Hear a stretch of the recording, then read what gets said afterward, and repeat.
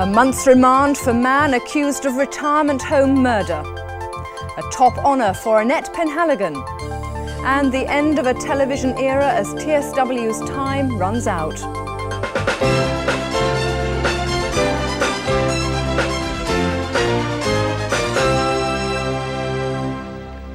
Good evening and welcome to what is the very last TSW Today ever. Now it is a very sad occasion indeed, but we're going to try and make this next hour more of a celebration. A celebration of the many good things about TSW these past 11 years. Our award-winning programmes that we've made, our coverage of the big stories and events, and the many friends that we have welcomed through these doors. And here is one very special friend to help me here this evening. Hello, Sue. Lovely to see you. You too. Happy Christmas. Looking super as ever. Nice to see you too, and I'll be delighted to meet later on some of the hundreds of people who've made a contribution to TSW since the early days. Not just the reporters and presenters, but a good cross-section of the community that we know as the Southwest. So while Ken and I make our way to the studio, waiting there already with today's news is Dominic. Should we go? Let's go for it. Come along, let me lead the way. Thank you, Sue. Good evening. A young man has appeared before magistrates in Camborne charged with the murder of 99-year-old Sarah Burke. 21-year-old Del Hampson from Redruth was remanded in custody for a month following his first court appearance on Boxing Day. A small crowd gathered to watch Del Hampson arrive at the magistrates' court. He was quickly ushered into the courtroom for a 4-minute hearing. Hampson stood as the charge was read out, that between the 18th and 23rd of December, he murdered Sarah Ann Burke. The 99-year-old resident of the Green Old People's Home in Redruth died from shock after suffering a fractured jaw and cheekbone. A major police investigation was launched. Hampson from Penventon Terrace in Redruth was arrested soon afterwards. He made his first court appearance charged with murder on Boxing Day at a special sitting of Penzance magistrates. This morning, there was no application for bail. Hampson, who's unemployed, was remanded in custody for a further 28 days. Police in Dorset will be the first in the country to be issued with batons. They'll get longer and heavier defensive weapons in place of the traditional truncheon.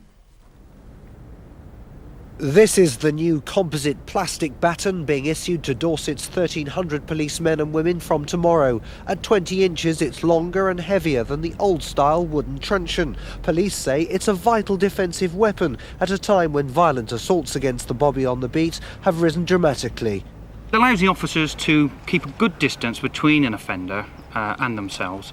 And obviously they have a lot of confidence when they go out in the street, particularly when they're going into situations which they know could be very violent.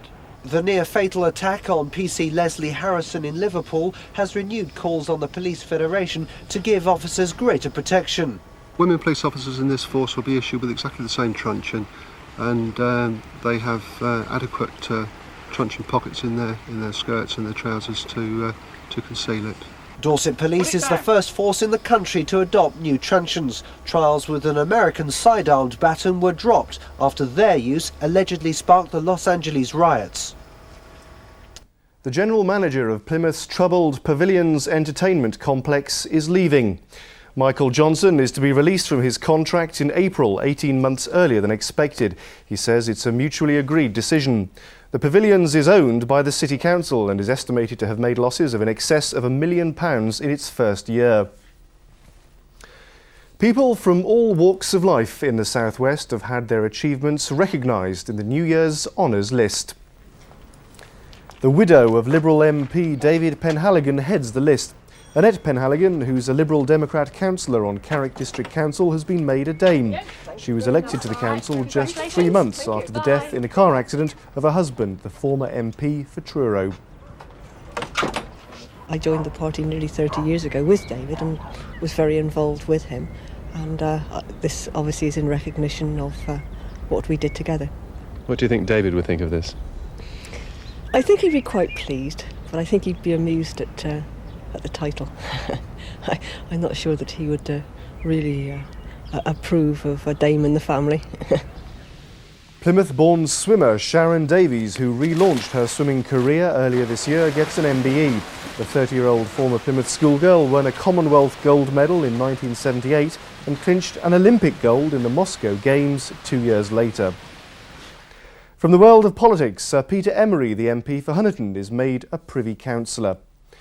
In Somerset, the Order of the Bath goes to Home Office official Ian Dunbar, who lives in Langport, while there are CBEs for Raymond Hall, Executive Director of Operations for Nuclear Electric, and for world-renowned photojournalist Donald McCullin of Batcombe. And finally, Doug Cole, the head of Torbay's Auxiliary Coast Guard Service, has been awarded the British Empire Medal. And our congratulations to all of them. Right, it's sport next, and for my final introduction to Peter, what can I say other than here's Peter Barraclough. What can you say? And what a week to say goodbye. It's FA Cup time this coming weekend, and the third round has thrown up the perfect tie. Non-league Yeovil, the greatest giant killers in soccer history, well, they're taking on the mighty Arsenal.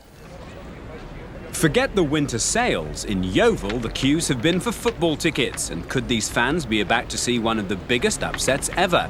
Yeovil are playing out of their skins. They've lost just twice in their last 18 games. Their latest victims, Bath City. They're confident and they'll have a big crowd at their backs. George Graham, take heed. He will have had his own warnings because I think he's watched us 4 or 5 times. We play with a lot of passion and a lot of pride, and the lads are, glad to be at Yeovil Football Club, and they will go out there and give it everything. So if they come down here and a few of his players don't fancy it and don't compete, they're going to find they've got a real game on their hands. Arsenal, on the other hand, are off form. Despite beating Derby recently in the Coca-Cola, they can't seem to score. And they're prone to cup exits at the hands of minnows, last year to Wrexham.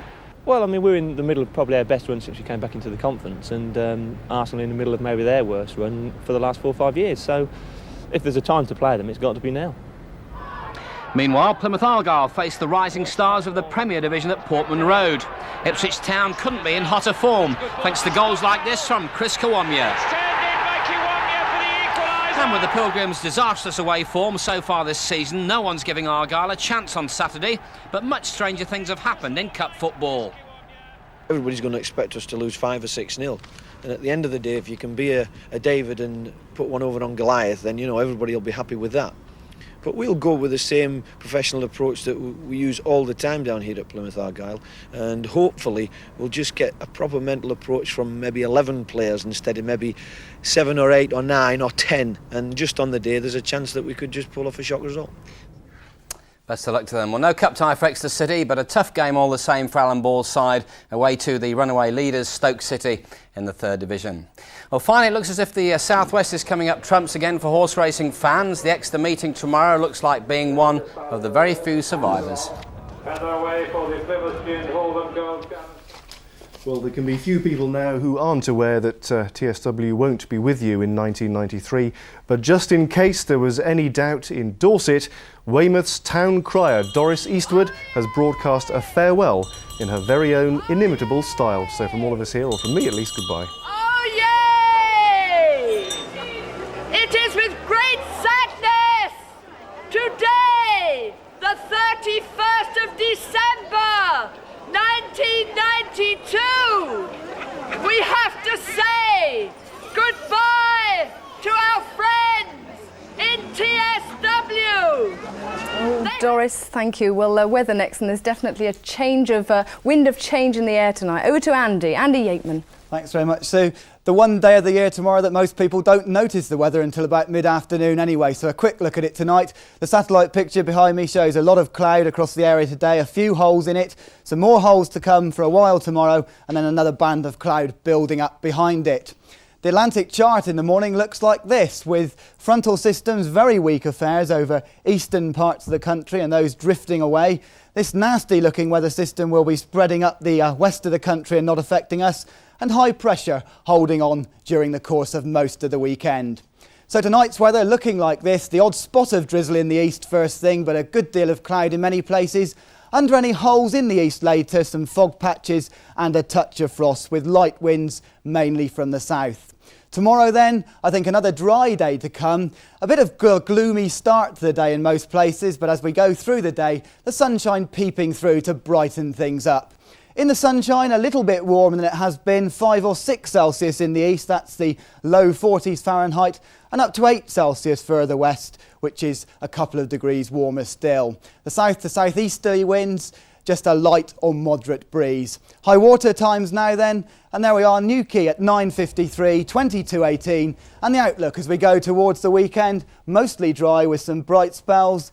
Becoming less cold later. We'll forget about that last bit because it's a bad note to end on, Sue. I haven't been eating sprouts, Andy. Thanks very much indeed for all your help. And a warm thank you also to everyone from the Plymouth Weather Centre too. Well, that's it from the TSW News Desk and from here in Studio 2, where we have been bringing you the regional news programmes for the South West for the past 31 years. Ken?